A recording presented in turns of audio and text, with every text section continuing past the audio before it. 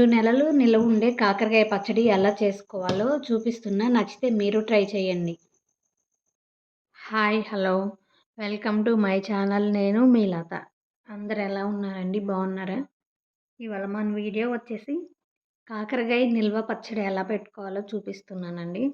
ముందుగా మనకు కావాల్సినవి కాకరకాయలండి. ఇక్కడ నేను కాకరకాయలు వచ్చి 1/2 కేజీ తీసుకున్నానండి. ఉప్పు, కారం, వెల్లుల్లిపాయలు, ఇవి వచ్చేసి మెంతులు, ఆవాలు వేయించి పెట్టుకున్నానండి.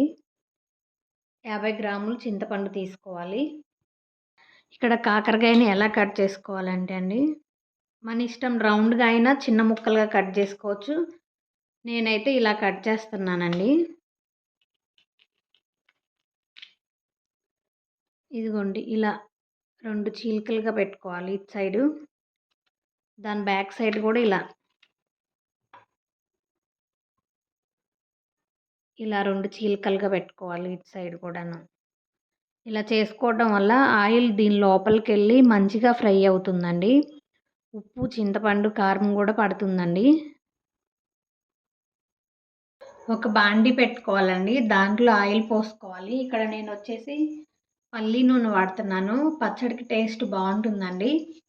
ఈ నూనె కాగే లోపల మనం ఆవాలు, కల్లుప్పు మిక్సీ పట్టుకుందామండి. 50 గ్రాములు చింతపండు తీసుకోవాలండి. గోరువెచ్చటి నీళ్ళల్లో ఆ చింతపండును వేసుకొని ఒక 1 అవర్ నానబెట్టుకోనండి.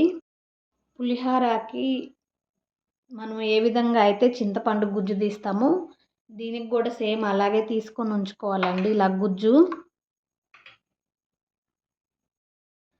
ఇప్పుడు మనం ఇవి మిక్సీ పట్టుకుందామండి. మెంతులు, ఆవాలు ఇలా మెత్తగా పౌడర్ పట్టుకోవాలండి. నేను మీకు ఈ కొలతలు వచ్చేసి 1/2 కేజీ కాకరకాయలకి చెప్తున్నానండి. ఉప్పు అండి, 1 కప్పు కారానికి ఇలా 1 కప్పు కొంచెం తగ్గించి ఉప్పు తీసుకోవాలండి.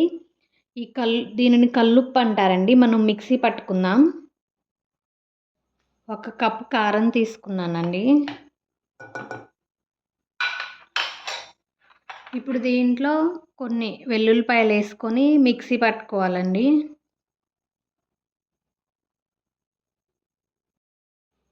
ఇక్కడ చూపించిన విధంగా పట్టుకోండి, ఇలా ముద్దగా. మనం అవన్నీ మిక్సీ పట్టుకునే లోపల ఇక్కడ ఆయిల్ కాగిపోయిందండి. ఇప్పుడు కాకరకాయలు వేసుకొని డీప్ ఫ్రై చేసుకోవాలండి. ఒకసారి మరలా చూపిస్తున్నాను. కాకరకాయ ముక్కని ఇలా ఒకసారి కట్ చేసుకోవాలండి. రివర్స్ తిప్పి ఇలా ఒకసారి కట్ చేసుకోవాలండి. మీడియం ఫ్లేమ్ పెట్టుకొని ఫ్రై చేసుకోవాలండి కాకరకాయలు. ఇవి ఫ్రై అయిపోయినాయండి, తీసేస్తున్నాను. మరి ఎక్కువగా ఫ్రై అయితే బాగోవండి.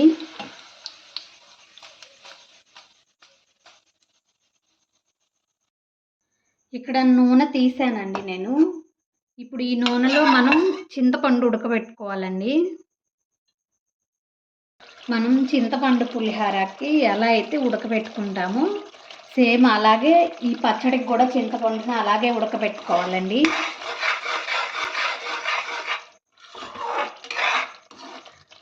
ఈ కాకరకాయ పచ్చడి వచ్చి మా అమ్మమ్మ స్టైల్ అండి. చాలా బాగా పెడుతుంది తను అన్ని పచ్చళ్ళు. ఎప్పుడైనా ఒకసారి మా అమ్మమ్మతో ఏదన్నా పచ్చడి పెట్టించి చూపిస్తానులేండి.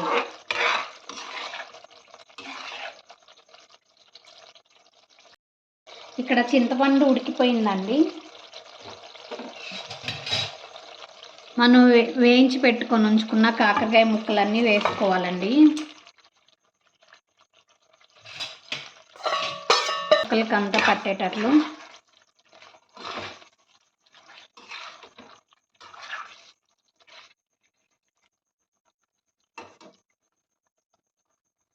స్టవ్ ఆపేసుకోవాలండి. ఇది చల్లారాక మనం కారం, ఉప్పు అవి కలుపుకుందామండి.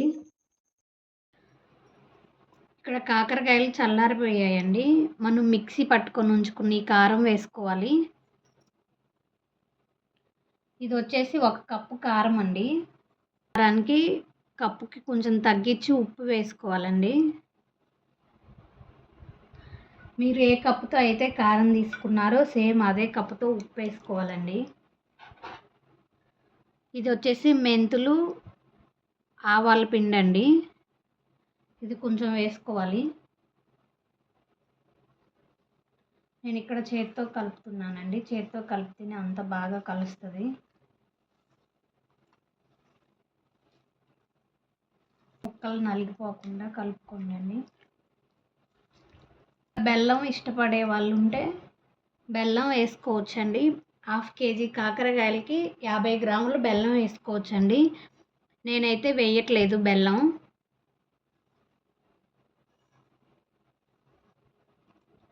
ఇప్పుడు దీన్ని మనం తాలింపు వేసుకోవాలండి. మనం కాకరకాయలు వేయించి తీసి పక్కన పెట్టాం కదండి, అదే ఆయిల్ తీసుకోవాలి. వెల్లుల్లిపాయలు దంచిపెట్టి ఉంచుకోవాలండి. ఈ ఆయిల్ కాగాక మనం తాలింపు వేసుకుందాం. ఇక్కడ ఆయిల్ కాగిపోయిందండి. స్టవ్ ఆపేసుకోవాలి. ఇప్పుడు దీంట్లో మనం జీలకర్ర ఆవాలు వేసుకోవాలండి.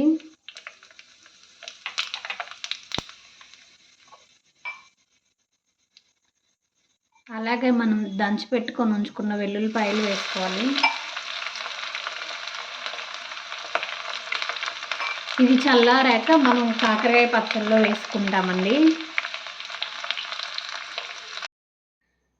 నేను కళాయిలో నుంచి తీసి స్టీల్ గిన్నెలో వేసుకున్నానండి పచ్చడి. ఇప్పుడు ఇక్కడ ఆయిల్ ఆరిపోయిందండి. కొంచెం పసుపు వేసుకోవాలి.